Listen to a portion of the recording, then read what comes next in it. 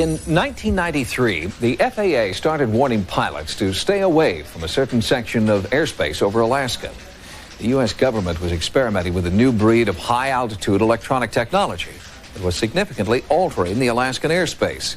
The experiments continue to this day, and critics are warning that this project could have global effects that will destroy our planet.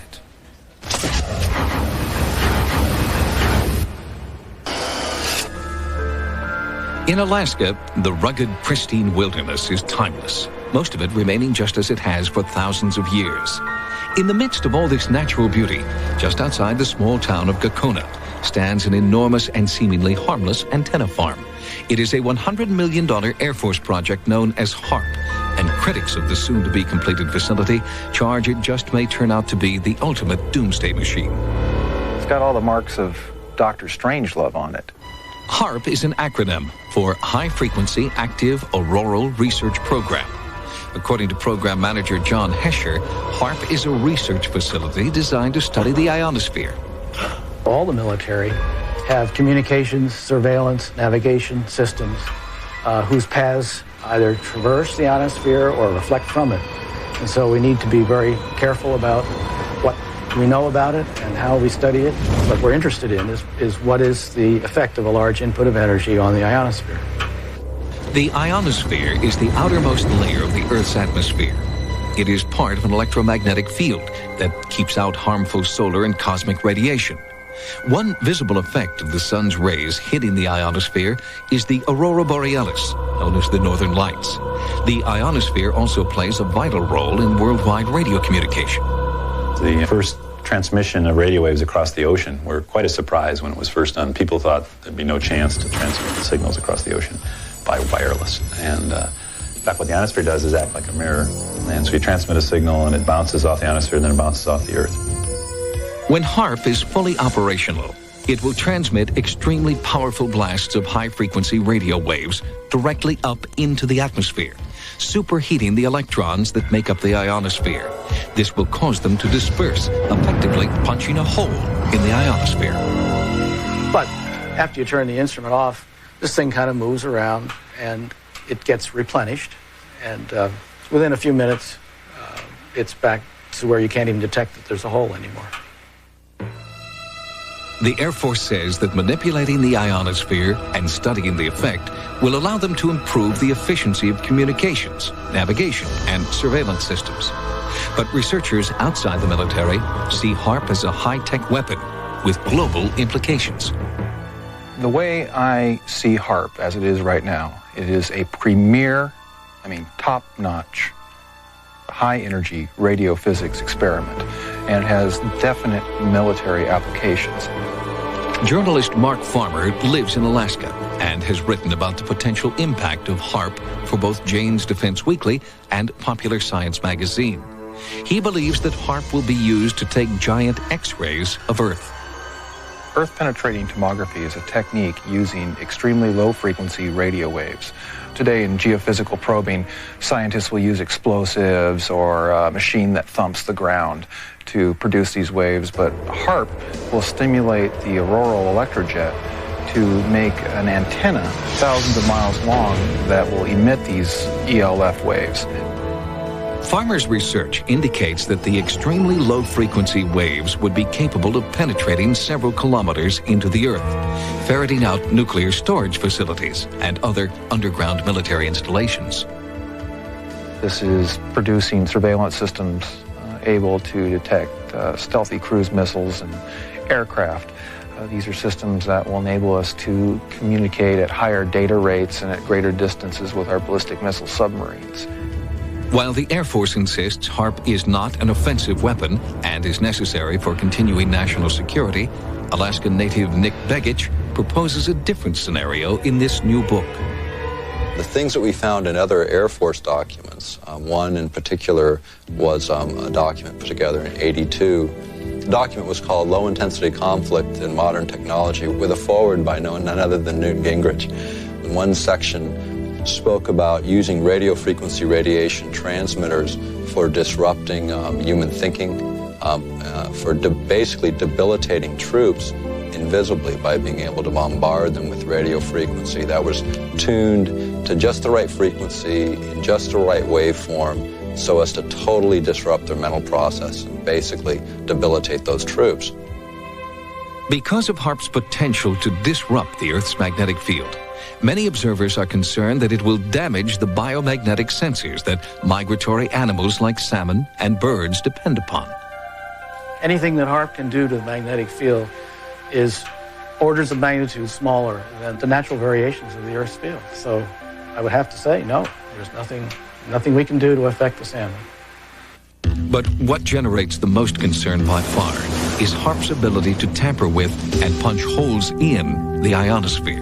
The thing that one of the Air Force documents points out is that they want to use this heater to create enough energy in the ionosphere to get a runaway effect up to the next stabilizing level, whatever that might be. It's precisely whatever that might be that worries Dr. Patrick Flanagan, a physicist who believes the ionosphere is extremely fragile. The ionosphere is a chaotic system that is on the edge of instability. So the trigger point for HAARP would be that energy and that frequency which throws the ionosphere into chaos. In other words, it would be that point which throws...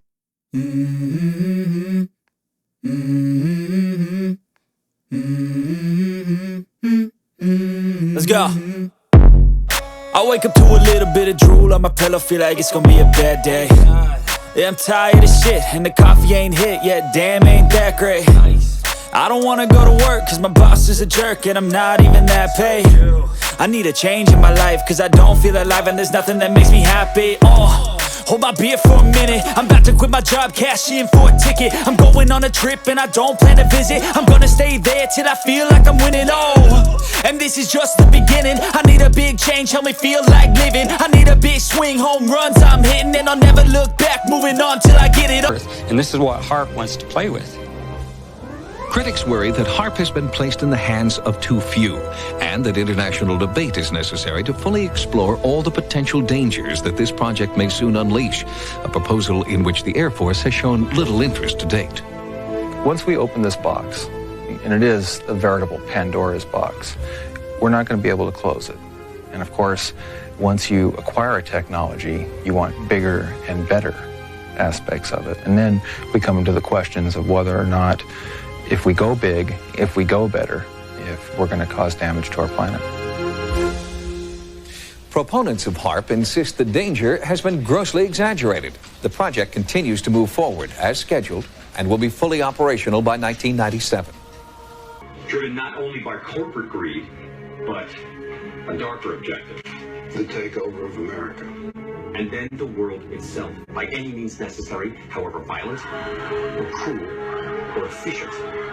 By severe drought, brought on by weather wars, conducted secretly using aerial contaminants and high-altitude electromagnetic waves. In a state of perpetual war, to create problem, reaction, solution scenarios to distract, enrage, and enslave American citizens at home. With tools like the Patriot Act and the National Defense Authorization Act, which abridge the Constitution in the name of national security. The militarization of police forces in cities across the U.S., the building of prison camps by the Federal Emergency Management Agency with no stated purpose, the corporate takeover of food and agriculture, pharmaceuticals and healthcare, even the military in clandestine agendas to fatten, dull, sicken, and control a populace already consumed by consumerism. A government that taps your phone, collects your data, and monitors your whereabouts with impunity. A government preparing to use that data against you when it strikes. And the final takeover begins. The takeover of America. By a well-oiled and well-armed multinational group of elites that will cull, kill, and subjugate. The record is saying, quote, they want to control the weather by 2025, and we are not talking about just seeding the clouds for rain. Of April this year, there are more than 150 different weather modification programs around the world. Since about 2000, the Department of Defense and the Department of Energy have been spraying the entire United States nights, sky with a toxic brew of chemicals and other biologic agents. Military and some commercial jets have been fitted with huge barrels of at least 49 different kinds of documented chemical poisons. Among other documented ingredients in this toxic man-made clouds are pathogenic molds, fungi, weaponized viruses, and made in some places like the secret site at Fort Detrick, Maryland, which is supposed to be a cancer site. But there are a number of scholars and professors tracking this that have big questions about this. It puts all the pieces of the puzzle together on the table. The chemtrails, the HAARP arrays that are appearing all over the planet, the promotion of wireless technology, the smart meters, the introduction of repressive legislation such as Codex Alimentarius, the mandatory use of Monsanto genetically modified food, the destruction of the water table, the introduction of brain-inhibiting toxins such as fluoride into people's diets.